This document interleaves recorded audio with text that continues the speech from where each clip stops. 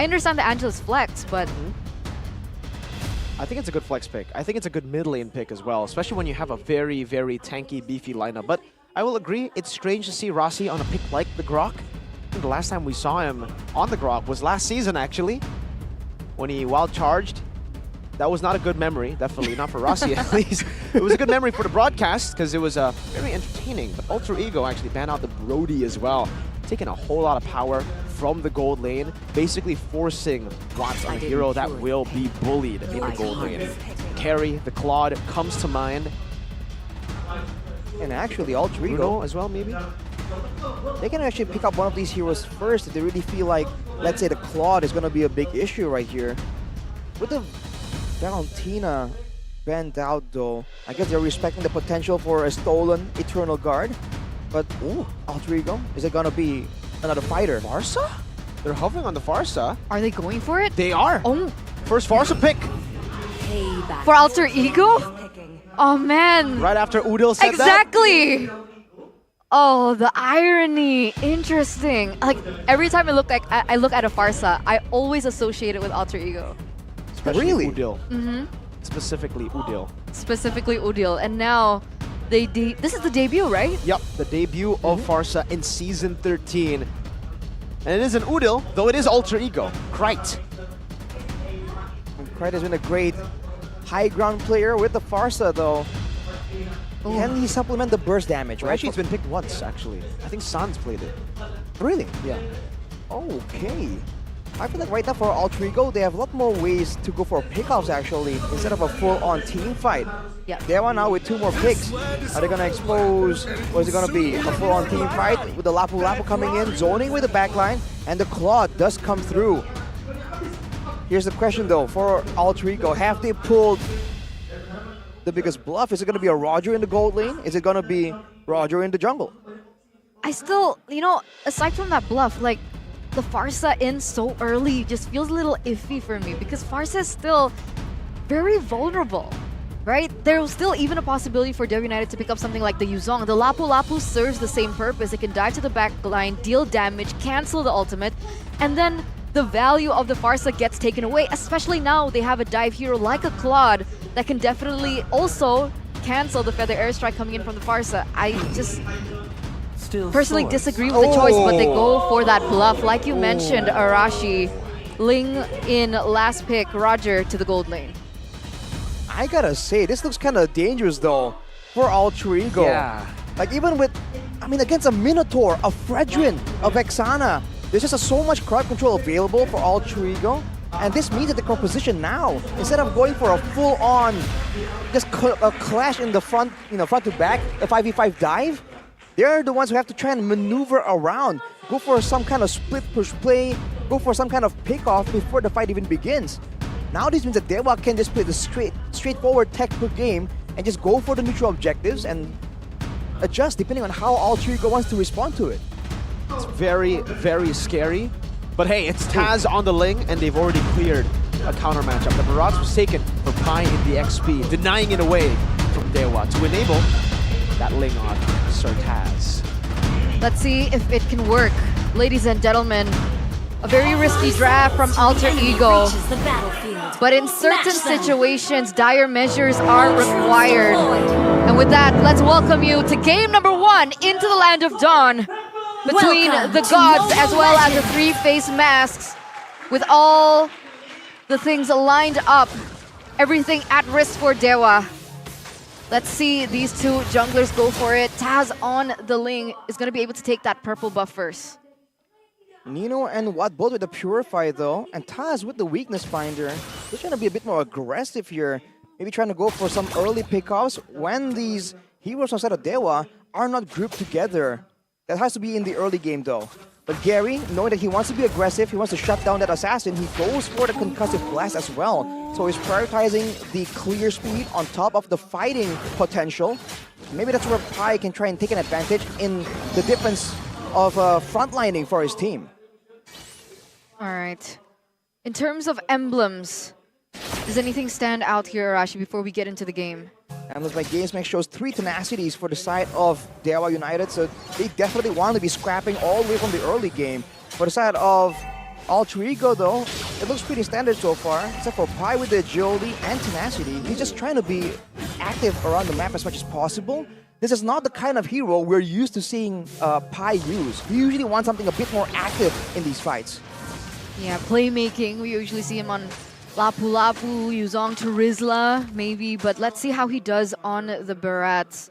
It's definitely going to be an interesting thing to see. So far, despite Alter Ego picking up something like the Ling, I would have thought that DEWA would want to go a little bit more aggressive. Are they waiting for that level 4 before they try and harass this Ling? Or are they just going to try and shut him down away from the objectives? So they're waiting to just go and play the objective game instead of going for these invades. There is Rossi that's just being a massive nuisance right here. In fact, Alter Ego are the ones going for it first. 2-level lead for Taz, and he will secure it just with a retreat. Right, gets caught on the Eternal Guard, but will be able to walk away. Even Rossi is ahead of Gary here. So many invades in the early game, and Rossi, so using the power of nature, trying to bait out that Retribution, it seems. But I don't think Gary will save that Retri. He'll just use it to secure his purple buff. All right, first turtle goes to Alter Ego against at least my expectations. That is that early game pressure, that aggression coming in from Alter Ego, from every single member right here. And need to keep in mind the fact that Trite has the lethal ignition against Keys on the Impure Rage. Going to be a difference in burst potential. What? Already chunked down. Rossi took it. He took the orange buff, and Taz took the little creep. Wow, they're just piling on everything. Seems like despite of having an assassin, they're the ones that are just trying to pressure Gary. And the team is just not really responding in time here. He's always kind of left alone somewhat until his team can really rotate to try and back him up. It seems now they're trying to commit onto Rossi, but talent prediction here, presented by Samsung Galaxy S24 series. We have 3-3, but it seems whoa, they're looking for a bit more of a fight here. Fraser's Wrath as well. But me, KB, and Ranger Amas are all 2-0 for AD. You believe in the three-face masked spirit. And so far, it's working well for them, right? A 2K gold lead in the first few minutes of the game. This is definitely not the outcome that we predicted from the drafts. They've been playing it really well. The fact that they've been able to utilize the Farsa as well, high mobility hero, been able to pressure those side lanes as well. Good distraction, good damage. Oh! While charging to the back, Hayes just gets obliterated. Even Gary's next. Taz, top of the Blazers, dodge away from the Blazers' Wrath, and now goes in with a combo, finding Gary. Now it's Dixon with the all-in, able to find Taz, the bravest fighter, is Gripe. Goes in wings by wings, Dixon with a flicker forward, almost finding a kill on Gripe. Meanwhile, the Barat's Pi just munching down on that Minotaur as he walks back towards his lane. Still 1,800 gold lead for A. That was still also a 2-for-1 trade in favor of Alter Ego. A? For Alter A. Ego. A. For A. What's really surprising though is the fact that Taz, I think in that fight, was level 8. Gary was level 4, by the way. So he is severely under-leveled. Unfortunately for him right now, he'll be able to secure his purple buff. But Alter Ego, they're doing a great job of just letting this Ling have all the space in the world. He's farming without any interruptions at all, despite the compositions not really supposed to go this way. So this is going to be a very brutal mid-game for DEWA to withstand from Alter Ego. But if they can, there is still a possibility for them to find an opening of mistakes from Alter Ego, right? That's kind of their pattern so far. They're leading, they snowball, but they make a few mistakes, things turn around, but Alter Ego still press the issue. They just need to be able to withstand this early pressure as Taz is going to be able to get onto Dixon. I don't think you want to be taking this, Dixon. He backs off, but he gets pulled back into the Dettona's welcome. Top of the Blades used up. That's a double CC combo from the Dettona's welcome to the wall, to the Tempest of Blades. See ya, Dixon. Dixon just overstepping his limits there. Just teasing Alter Ego a bit too far. Just moving a bit forward, trying to threaten, you know, show some aggression back, but it's just a bit too dangerous. And for the side of DEWA, they want to go for Rossi here. I don't think that's going to be a good person to target down. He has a power of nature, gets out. And Taz is just munching on those minions and the turret up top. The distraction game is quite great right now. Oh my god, no way. Okay. The flicker in 3? No, okay. He doesn't go for it. He doesn't go for it. I would have thought that he wanted to go for the aggression, but no. Gary still gets out alive, but is going to force a recall, and that will again slow down his farming pattern. He's already so many levels behind of Taz at the moment. What is that, 4 levels? Have we seen that before? 4 levels? I believe it was Super Ken up against Taz on the Ling. Barat versus Ling, if you remember. That's the power of not having a Barat in the jungle up against the Ling. This is a whole different game altogether now. Level 12, Taz. Ooh. And looking at the items, Berserker's Fury, so in a prolonged fight, even without skills available, those basic attacks are gonna hurt a lot here. And this is only almost 7 minutes. He's already reaching double digits in levels. That's crazy. With the Watt chunked down. But the airstrike as well. Watt with the Battle Mirror image into the Wild Charge, but he has to purify the Eternal Guard just to peel. They've utilized their resources just to get Watt out of that spot. Taz, Haas Claws. There's just a lot more sustain if he wants to stay in the fight. So not only as an assassin, he can function more as a fighter, depending on how far ahead he goes against DEWA right now. He can just save the Tempest of Blades to use it for utility, to dodge from the very obvious crowd control tools that DEWA have, the Eternal Guard, the Bravest Fighter, and the Minuan Fury. So just like that, all the crowd control threats have been neutralized, and Watt disappears. That's a solo kill onto Watt.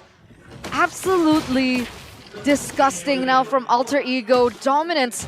How does Watt even try and look for his power spike if when he goes in for that, Taz punishes him left and right? Everybody's getting punished by Taz at this point. Even Gary. Oh, no. When he's not doing anything, when he's going for the turtle, his purple gets taken away. He's already so far behind. He's, holy, level 14 to level 8, and he's on the turtle. Taz is going to out-retry him. He's just going to fly by and take it away. Gary, he's still trying to take it away, but you cannot out-retry a man who is level 14. He gets chomped up as well. He still decides to go in, and he will pay the price with a feather airstrike. Taz in the back. Now with a wild charge from Rossi. Cutting the angle, 3 out, might be forced to use the Minion Fury, but he will just save it. Taz taking the blades and running away. My goodness, an absolute stop of a game. 6 level lead earlier for Taz. And you start to wonder and you start to think, why did he go for that decision to commit onto the turtle? There was absolutely no commitment from all the rest of the members. And with the mobility and the flexibility of Taz on the Ling, that entire effort was completely worthless. Was he buying time for Watt? I guess Watt has the golden staff, but at this point, is it too late? Yes. It's just so far behind. I mean, this is a 15-minute Ling at 9 minutes. This is a situation you would expect to see in like a ranked game, right? You don't expect such one-sided domination from just the jungle, let alone the rest of the team right now. They're just walking around. And that Ling in particular is just so immune. He can do whatever he wants. 1v1 against the EXP laner. It doesn't even matter. Yeah, the Bravest Fighter has damage reduction? What? Nah. He does true damage, brother. The Endless Battle. Does he even have it yet? Yeah, I think he bought Malefic earlier. Yes, he has a Malefic, but he didn't go for Endless Battle. He went straight for Malefic after the Has Claws. Looks like he's going for Hunter Strike too right now. Fury Hammer and the Legion Sword. Yikes. 8,000 gold lead. So many levels ahead of DEWA. Where did this all go wrong? I feel like they were maybe distracted by Rossi a bit too long. The early game, we were all thinking like, okay, Fredrin, Vexana, Minotaur, they're going to be invading. They're going to be going for big skirmishes where the Ling just doesn't have any space to really maneuver. But again, if you think about it, all these crowd control tools are very easily outplayed, especially in the hands of someone like Taz. Now Keys gets chunked almost immediately to 0. And that Alter Ego, they have the siege potential, they have the high ground as well. They're not really at any rush to really end this. An attempt from Gary, but oh man, you're still 5 levels down! Gary! How do you escape from this one? Taz is just gonna be taunting him. Look at him! He dodges away from the Appraiser's Wrath, uses his Fine Blade, and just recalls on his corpse. This is brutal to watch. I guess he tried. There was an I attempt. guess he tried. Oh, it's a BOD! Yeah, he doesn't even care about utility, dude. Full He just- damage. He wants that one-shot threat, especially against the backline right here. We'll see if he even makes a move. The Lord itself, DEWA United are trying to find it, trying to clear, but it's just too tanky. Nom Nom and the flicker back. Say goodbye to Dixon. The magic trick from Alter Ego. And now in the bottom lane, They will take another base turret with the First Lord. Oh! J1 almost gets shredded down to nothing with just a Divine Blade. And a few shots, Gary has to pull back. And this might be an angle, ladies and gentlemen. 13,000 goal lead in 11 minutes. Ultra Ego are beating the clock. Eternal Guard on the Nino now a 3-man wild charge from Rossi as well. Gary brought back, but still is able to dash out. Ultra Ego have another mini wave up top as Nixon respawns back in this game. A good splash from the base turret, and Ultra Ego disengaged. Gary going in on the combo as well with Miss Fury. Right, gonna be fouled. Taz jumping into the midst of it all with attempts to blaze. Whoa, a big bonk right into the gun down from Watts. Ultra Ego, they gotta pull back now. Nino still trying to kite away, and they will be able to disengage. But some miscalculations definitely there from Ultra Ego. That was the miracle that DEWA were looking for. Krite and Taz taken off the board. Overconfidence perhaps from the side of Alter Ego. These are things that should not have happened. How were they able to get 2 people there? They were just moving backwards, but then they left Krite just a bit vulnerable in the front, and DEWA United, they know how to capitalize. Look at it, Data's welcome though. Oh, into the wall, oh, to the barrier.